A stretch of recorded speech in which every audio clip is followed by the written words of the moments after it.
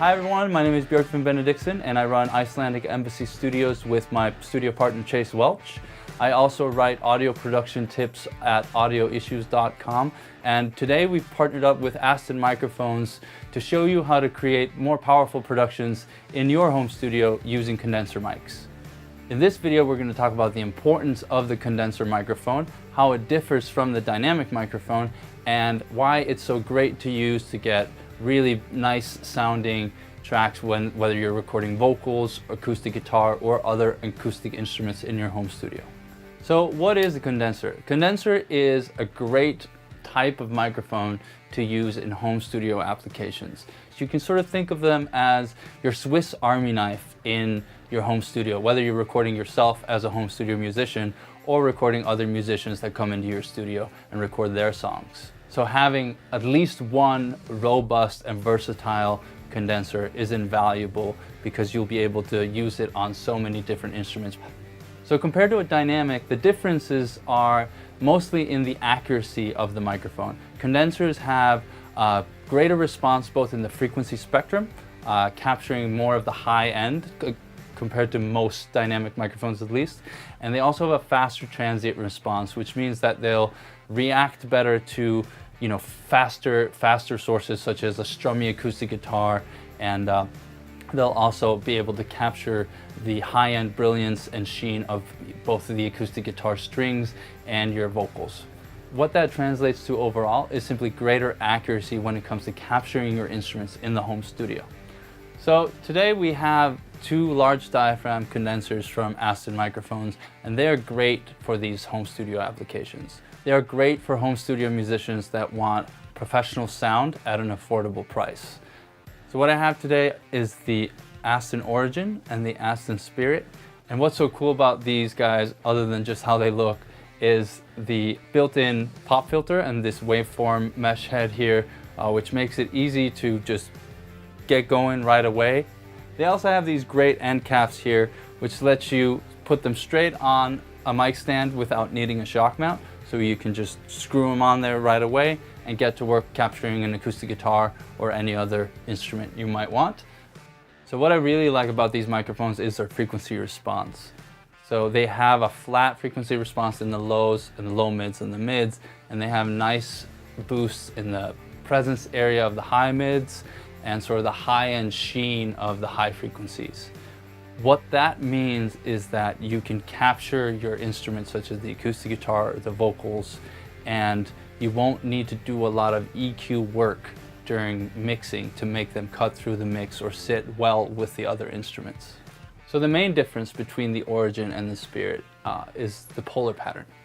The Origin is a cardioid mic, so it is only hearing things from the front, whereas the Spirit has three polar patterns: the cardioid, the omni, and the figure 8.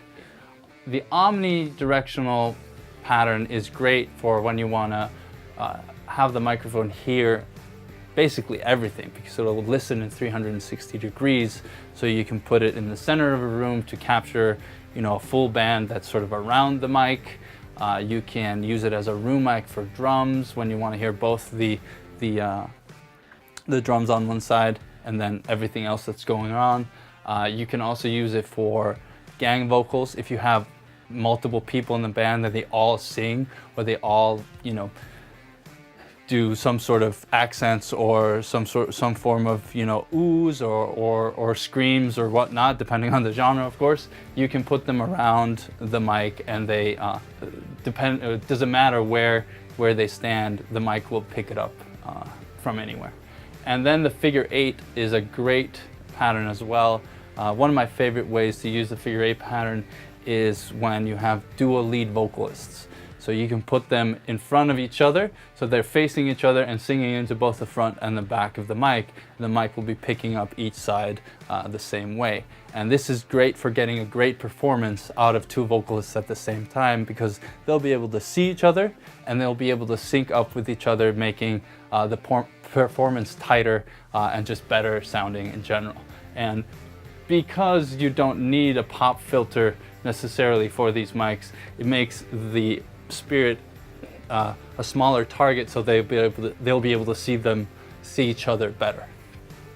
Another great way to use the figure 8 pattern is when you want to record acoustic guitar, but you also want to capture the room at the same time.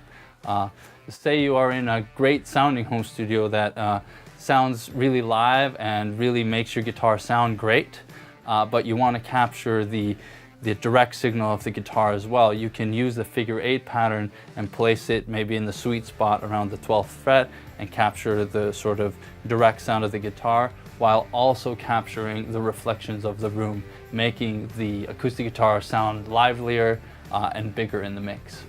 So a couple more features that these microphones share is the pad and the low frequency roll-off. So the pad is great for when you have louder instruments and you need to attenuate the input so that you don't distort the mic.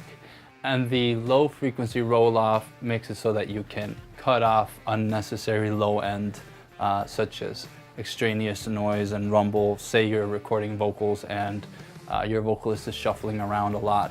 Some of that sort of movement might get picked up by the mic, but in the low end. So if you can cut that off immediately, you don't have to worry about that in the mix.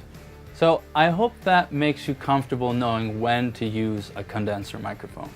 For more on Aston mics, go to astonmics.com. If you want to learn more audio production tips, you can check out my website at audioissues.com. Or if you want to know how we can help you improve your productions, check out our studio website at IcelandicEmbassyStudios.com. So stay tuned for upcoming videos where I'll go in more detail on how to record acoustic guitar and other acoustic instruments for that matter, how to record vocals, and also sometimes when you have a singer-songwriter in your studio and they want to record both acoustic guitar and vocal at the same time, I'll show you how to use condenser microphones to do that without sacrificing quality and creating as much separation between the two instruments as you can. Stay tuned for that. I'm Björk from Benedictson. Thanks for watching.